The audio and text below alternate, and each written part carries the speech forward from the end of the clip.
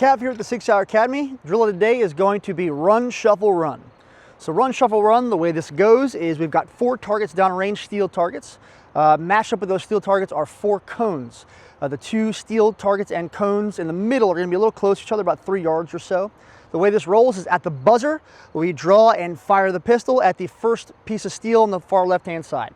After a successful hit, you're going to run as fast as you possibly can to the next cone over, stop, plant yourself, and shoot and hit that one piece of steel.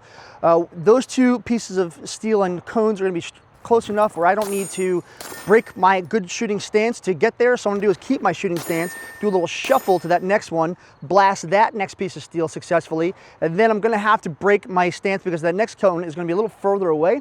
So I'll break my stance and run as fast as I can to the next cone, successfully hit that last and 4th piece of steel, and then I'm going to repeat that over again by running back the same way, ending off at the first piece of steel I shot off. So this is a great dynamic exercise in that I'm going to be doing a lot of moving, and with that moving I'm incorporating good efficiency in my movement.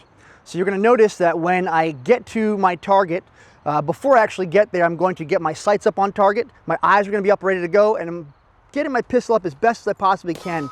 So the very second I stop and I get into my shooting position, I can launch that round as soon as I stop.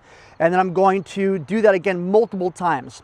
When it comes to closer targets, I'm not going to take the time it takes to break my shooting stance because those cones and those targets are so close to each other. I won't need to do that. So all I'm going to do is just keep that stance out, ready to go. Just do a quick little shuffle step over the side. Try to maintain my sights the best I possibly can. So that again, the very second I stop my body from moving, I should be able to launch that shot. Again, good dynamic exercise is really going to get the movement and efficiency down.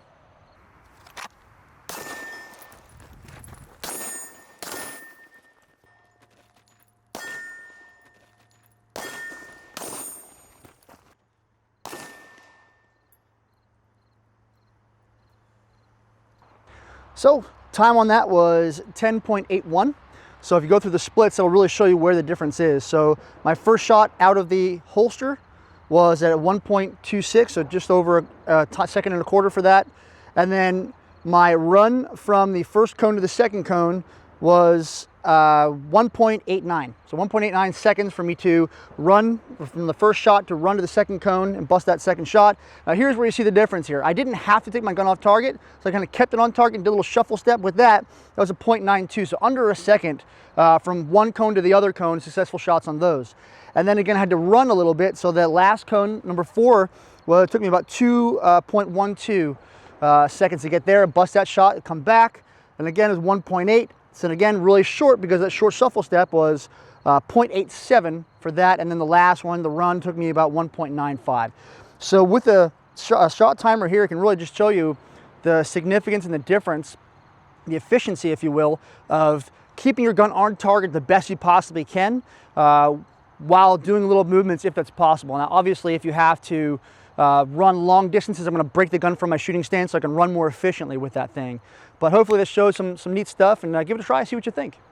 So to see and shoot some more of these fun dynamic exercises, check out our website, sigsaueracademy.com, and sign up for a class or 2.